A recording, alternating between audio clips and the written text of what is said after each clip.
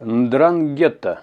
Какое-то странное слово, друзья, но только для тех, у кого нет большого количества грязных денег в Европе. Давайте разберемся, довольно интересное объединение, многим знакомо, наверное, не всем, давайте пусть будет всем.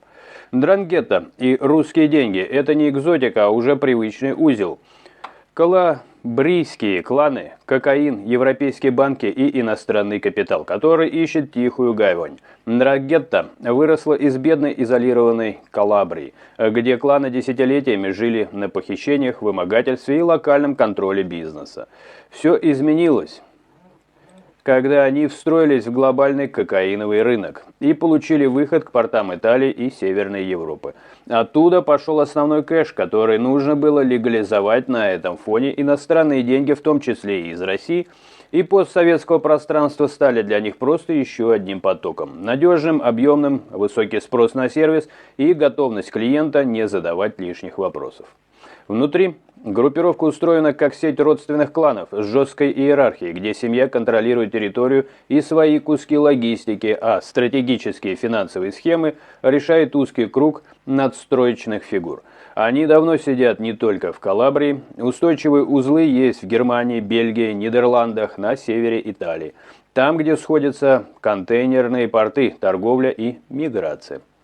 Операции против мафиозной сети Ндрангетта Style в Германии и Италии показывали, что структура адаптируется от кокаина и вымогательства до мошенничества с элитной едой и отмывания через рестораны и логистику. Бизнес-модель с русскими деньгами выглядит прагматично. На входе капитал, который надо вывести из России или из серых схем вокруг нее. На выходе легальная недвижимость, доли в бизнесе или финансовые инструменты в Евросоюзе. Ндрангетта и аффилированные структуры дают инфраструктуру, подставные компании, фиктивные контракты, портовые цепочки, схемы с товаркой, через которые прогоняются средства от кокаина и других операций. Далее этот пул смешивается с деньгами внешних инвесторов, в том числе русских, и через реальные стройки, проекты недвижимости, торговые сети и даже облигации превращается в чистые активы, купленные якобы на доходы от бизнеса. Калабрийская недвижка под это подходит идеально. Расследования показывали проекты на побережье вроде комплекса Jewel of the Sea, где застройщик был прямо связан с кланом, сидящим на кокаиновом трафике, а продавали квартиры сотням иностранных покупателей как выгодную инвестицию у моря.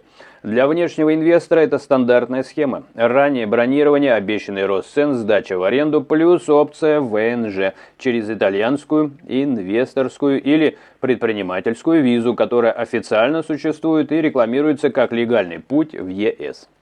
На самом деле, часть платежей встраивается в цепочку отмывания. Деньги русскоязычного покупателя закрывают дыру от наркокэша, а объект потом можно перепродать уже без ассоциации с исходным капиталом. Связка «инвестируй, получи визу» опирается на легальные правила, но вокруг нее всегда паразитирует серая зона посредников. Русскоязычной диаспоре предлагают полный пакет на родном языке: выбор объекта, юристы, бухгалтеры, помощь с визой инвестора или предпринимателя. На бумаге все чисто, в реальности бенефициаром стройки или компании может быть клан или аффилированные фигуры. Для инвестора это выглядит как работа с обычным девелопером. Но если схема совпадает с интересом прокуратуры, объекты компании замораживаются в рамках дел об отмывании, и человек внезапно оказывается в материалах вместе с организованной преступностью. На стороне власти и легального бизнеса граница проходит не по лозунгам, а по контрактам и доступу к решениям. Ндрангетта традиционно встраивается в госзаказы, логистику, сельское хозяйство, рестораны и туризм. Там, где есть кэш, тендеры и возможность манипулировать поставками. Деньги из России и других стран в этом пазле – ресурс для местных элит и серых посредников. Кто-то получает инвестиции в винодельню, отель или логистическую фирму, кто-то взяточническую ренту и политический вес, а криминальная сеть – проверенный канал конвертации наркодоходов в легальный капитал иностранного инвестора. Громкие эпизоды последних лет показывают масштаб. Крупнейшие синхронные операции в Италии, Германии и Бельгии с сотнями задержаний изобиловали. Били они именно по финансовому ядру Ндрангетты. рестораны, транспорт, фиктивные поставки, где обналичивались и прокручивались средства от кокаина и других схем. Отдельно всплывали истории, где частные облигации на сотни миллионов евро, формально обеспеченные долговыми требованиями, на деле были частично завязаны на компании, связанные с Ндрагетой, и банки, и фонды оказывались проводником криминальных денег к международным инвесторам. На этом фоне расследования по заморозке активов российских бенефициаров в Италии от яхт до вилл ложатся на ту же инфраструктуру контроля портов, недвижимости и финансов, где уже давно работают мафиозные структуры. Удары по группировке идут по нескольким фронтам. С одной стороны, это классика: аресты членов кланов, конфискации предприятий, рейды по ресторанам, порту и логистике, естественно, где находят следы как наркосхем, так и сомнительных инвестиций, в том числе с иностранным следом. С другой, регулирование, жестче комплекс в банках, давление на схемы инвесторских виз, интерес к сделкам с недвижимостью для граждан из рискованных юрисдикций, в том числе России и связанных с ней структур. И это не уничтожает сеть, но ломает отлаженные маршруты, из-за чего кланы вынуждены перестраивать финансовые каналы, менять банки, юрисдикции и партнеров, а это увеличивает вероятность ошибок и утечек. Сейчас Ндрангетта остается одной из самых богатых и гибких криминальных сетей Европы. Она сохраняет контроль над кокаином, портами и значимой частью местного бизнеса, но все глубже уходит в связки с консультантами, брокерами и международными схемами.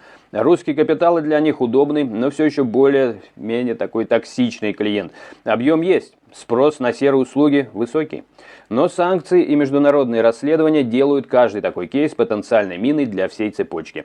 Поэтому группы, ориентированные на выживание, не столько работают на русских, сколько встраивают русские деньги в уже существующие схемы отмывания, стараясь минимизировать политический шум и держать конкретные фамилии как можно дальше от публичной пленочки.